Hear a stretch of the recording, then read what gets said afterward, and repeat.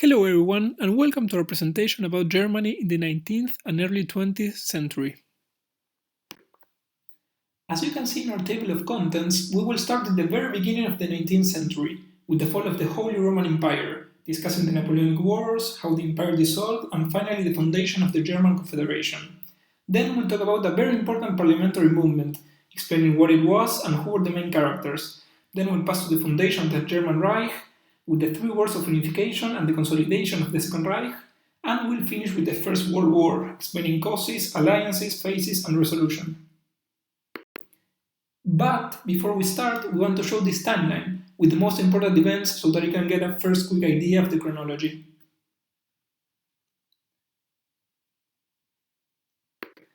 So, for what we know today as Germany, and for almost all of Europe, the 19th century began in the context of the Napoleonic Wars. Originally, they started as an attempt of the European powers, including Austria and Prussia, to contain the revolution in France and restore the monarchy. But then, when Napoleon took the power in 1799, it was more about stopping his conquest and remove him from his position.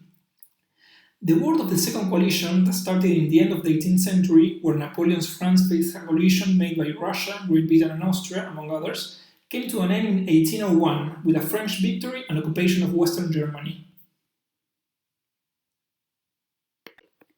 Napoleon's attention was eventually in pushing east, and this led to the creation of a third coalition. Again, Austria was enthusiastically involved and joined Russia, Great Britain, and Sweden, but again not Prussia, which endured neutrality as Europe tore itself apart. In October 1805, Austria's forces were defeated by Napoleon, who took Vienna in November, and on December 2nd, the combined Russian and Austrian armies were again defeated by France, forcing Austria to surrender. Following the surrender, Kaiser Franz II made the bold move to dissolve the Holy Roman Empire and abdicate from the position of emperor, with a clear intention of preventing Napoleon from appropriating the title. At the same time, Franz II changed his title from Archduke of Austria to Emperor of Austria. Finally, the empire, one of the predominant entities of Central Europe for nearly a millennium, came to an end and was transformed into a French satellite state, known as the Confederation of the Rhine. It was now clear to the Prussians that they had remained neutral for too long, and a few months later, in 1806, they declared war on Napoleon. The French defeated the Prussians heavily at the Battle of Jena and Auerstadt, and eventually took Berlin. Napoleon used the Brandenburg Gate for a triumphal procession, and he even took its quadriga to Paris. Another curiosity is that he visited the tomb of Frederick the Great, and instructed his marshals to remove their hats there, saying, "If he were alive, we wouldn't be here today." So Napoleon had taken only 19 days from beginning his attack on Prussia to knock it out of the war, with the capture of Berlin and the destruction of his principal armies. Then, the following year, a peace treaty was signed, which included Prussia's loss of land to the German states and the new Duchy of Poland. And here you can see a map showing the consequences of what I have just explained. You can see how Prussia lost large amount of territory and how France controlled most of Germany through the Confederation of the Rhine.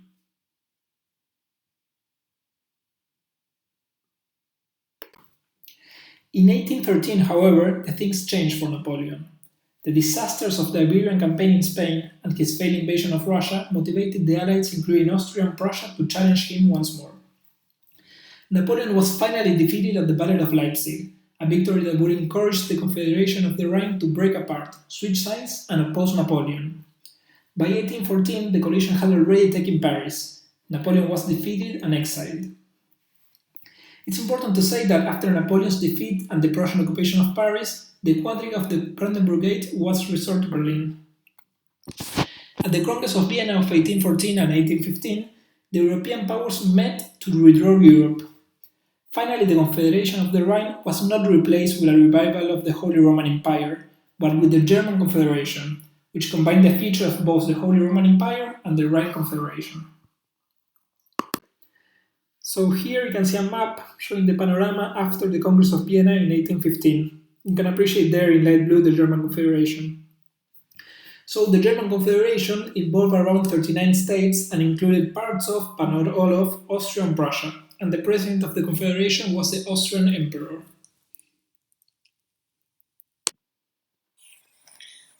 In order to understand the geopolitical situation and atmosphere, A good place to start will be the French Revolution of July 1830. It is called the Second French Revolution, and the effects of it spread around Europe, bringing many other countries to a similar process, revolutionary process, including Italy, Belgium, Poland, and of course Germany, which is not a country then.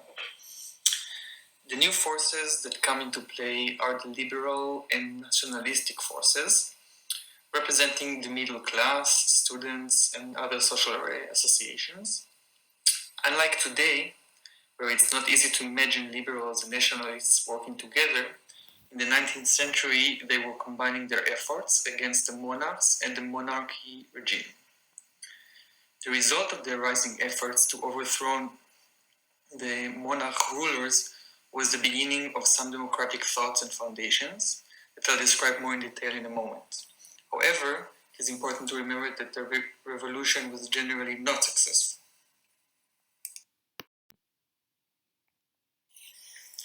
But first, it is important to have a look on the map and understand the different parties and national division of the time.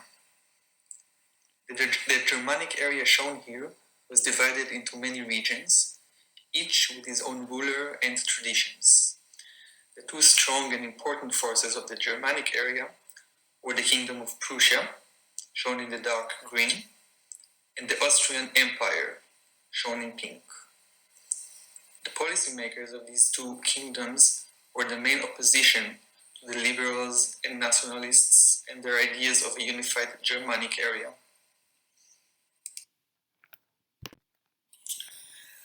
Nonetheless, taking this opposition into account, during these years, a movement that will later be called the 4 März and Paul Kirsch Parliament movement is emerging, and in 1848 they attempt to reach an agreement of unified Germanic area, to bring all the different Germanic kingdoms under one rule, and basically to create the first German nation. For the first time, this parliament is being elected, and the first version of the German constitution is written. That meeting happened on March 1848 in a church called St. Paul Church in Frankfurt am Main, and that's the origin of the movement's name. Naturally, we need to remember that this is still the 19th century, so what I refer to as democratic foundations is still quite far from how we understand the term democracy nowadays.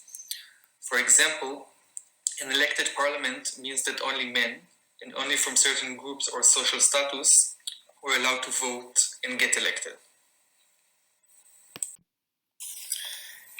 In opposition to the Frankfurt Parliament and to the liberal concepts mentioned earlier, stood mainly two men. These leaders, the Prussian monarch Frederick William IV and Austrian Minister of Foreign Affairs Clemens von Metternich, refused to accept the ideas presented by the other side, realizing that their power would be highly diminished. As a result of their objections, this conceptual revolution was not successful, although it is likely that the democratic foundations and the stand against monarchy affected later historical events and movements. I would also like to add that the church itself was considered as a symbol of freedom and democratic ideas. During the Second World War, it was ruined during the Allies' bombings of Frankfurt, and after the war, it was the first building to be reconstructed by the Frankfurt City Hall. It remains a symbolic building until this day. The founding of the German Empire was a process of reunification of 39 states. Its unity and freedom was already demanded since the ideological revolution of 1848. The founding was a result of three short and successful wars that led to the unification of those states under the control of Prussian governors. In that moment, Prussia was the most powerful, influential, and advanced state of the German Confederation that was formed in 1815. It was also a leader in industrial and economic issues, and the main exporter of manufactured goods through the North Sea. Geographically, it controlled the access to the Baltic Sea, which favored international trade. Prussia had a parliamentary monarchy. Its king was Wilhelm the first and Otto von Bismarck the Chancellor. The two of them were political and military leaders that carried out the task of unification. On the other hand, Austria was a less favored nation. It mostly governed non-German territories and only has access to the Adriatic Sea. Austrian economy was based on the export of agricultural and raw materials and didn't have a powerful middle class that could achieve some industrial development. Given these major differences, when Industrial Revolution arrived, Prussia took advantage of it and further encouraged industry and international trade, whereas Austria was still dependent on agriculture and its industrial development occurred on its non-German territories. When economic liberalism expanded beyond British borders, capitalism and the middle class consolidated strongly in Prussia. This middle class asked for more freedom, both individual and economic, and encouraged industrial development, leading to further competition in commerce, openness of markets, and access to raw materials that favor Prussia. Sovereign is a customs system that involved unified tariff for its members. It was established in 1834 in Prussia.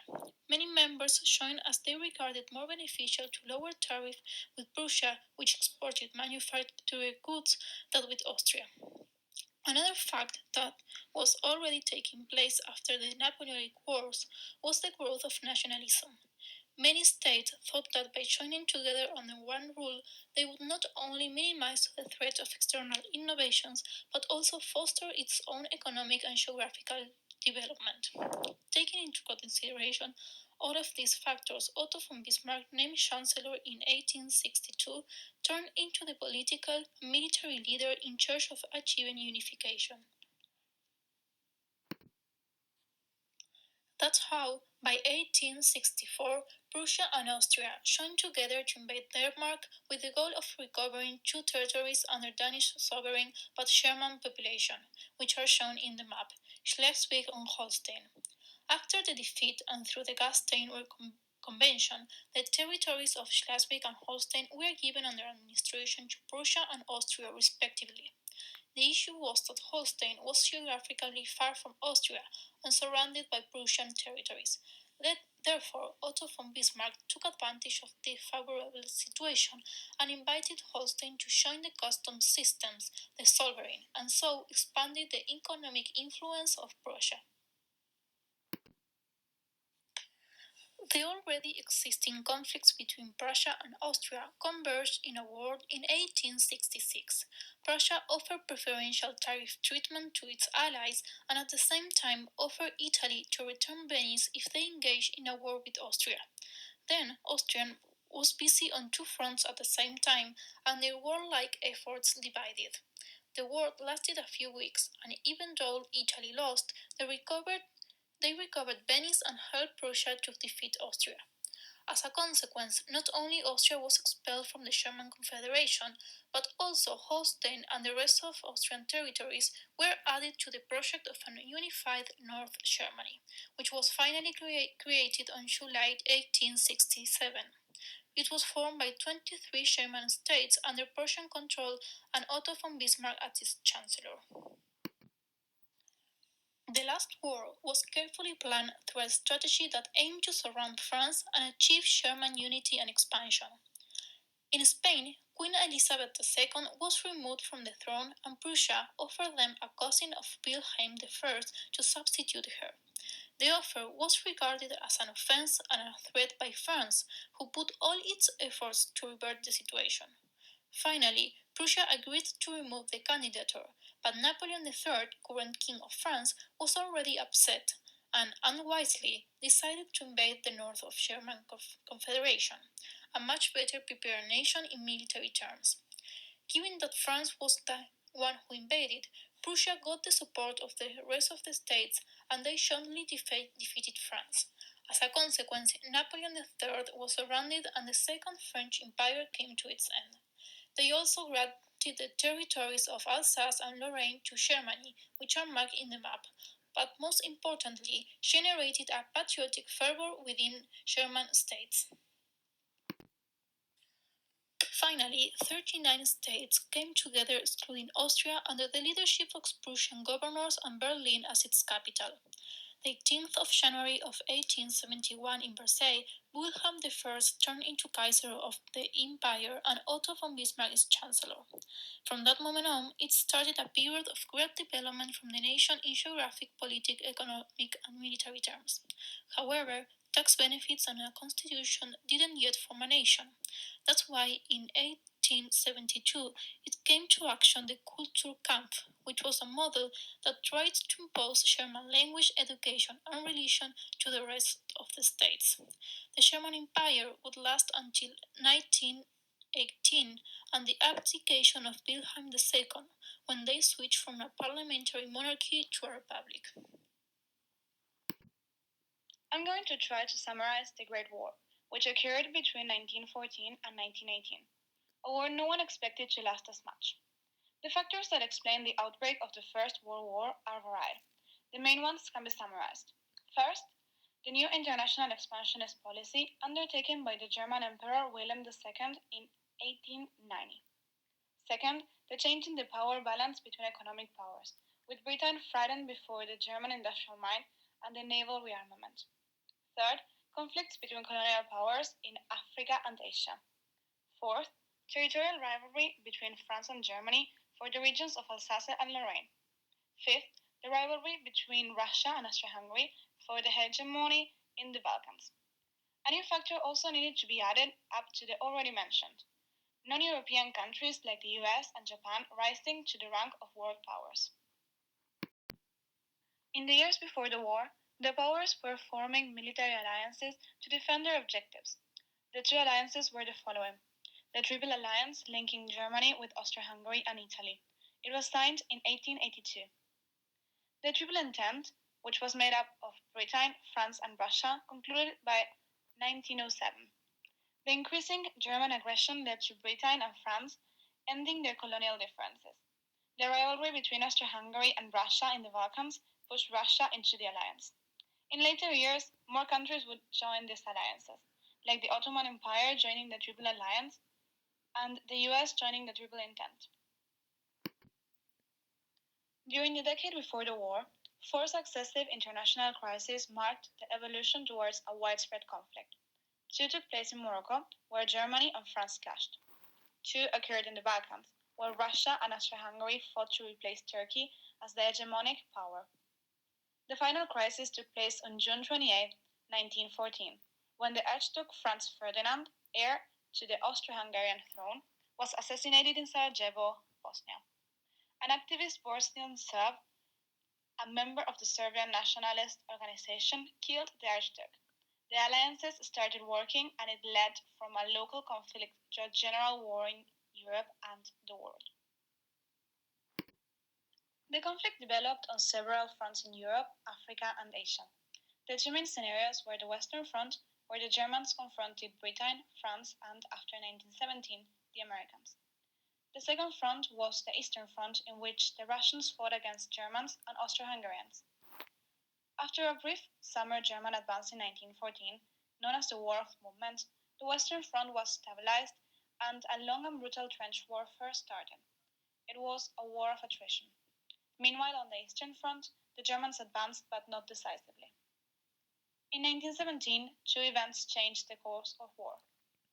The United States joined the Allies, and Russia, after the Soviet Revolution, abandoned the conflict and signed a separate peace. Finally, after the German offensive in the spring of 1918, the Allied counterattack managed to force a decisive retreat of the German army.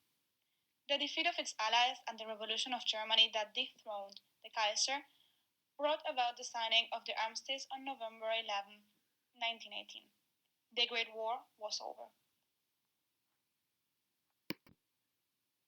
On January 18, 1919, representatives of the victorious countries met at the Conference of Paris, under the direction of the Committee of Four: US President Wilson, British Prime Minister Lloyd George, French Prime Minister Clemenceau, and Italian Chief Executive Orlando. Representatives of the defeated countries were not invited to the peace conference. The victorious countries signed different peace treaties with each of the various defeated nations: Germany, Austria, Hungary, Bulgaria, and Turkey. Due to lack of time, I will explain only the Treaty of Versailles with Germany. The territorial clauses were the following: France regained Alsace and Lorraine. Germany lost a lot of territory to Belgium, Poland, and Denmark. Germany also lost all of its colonies, and the victors annexed them. The military clauses were the following: drastic limitation of the German navy, dramatic reduction of the army, only 100,000 troops, prohibition of having tanks, aircraft, and heavy artillery, and the demilitarization of the Rhineland region. Lastly, war reparations. The treaty declared Germany and its allies responsible for all loss and damage suffered by the Allies, and as a consequence, they were forced to pay war reparations to the victors. The London Conference of 1920 established the total amount of repairs that had to be paid by Germany: 140,000 million gold marks, an enormous amount for the time.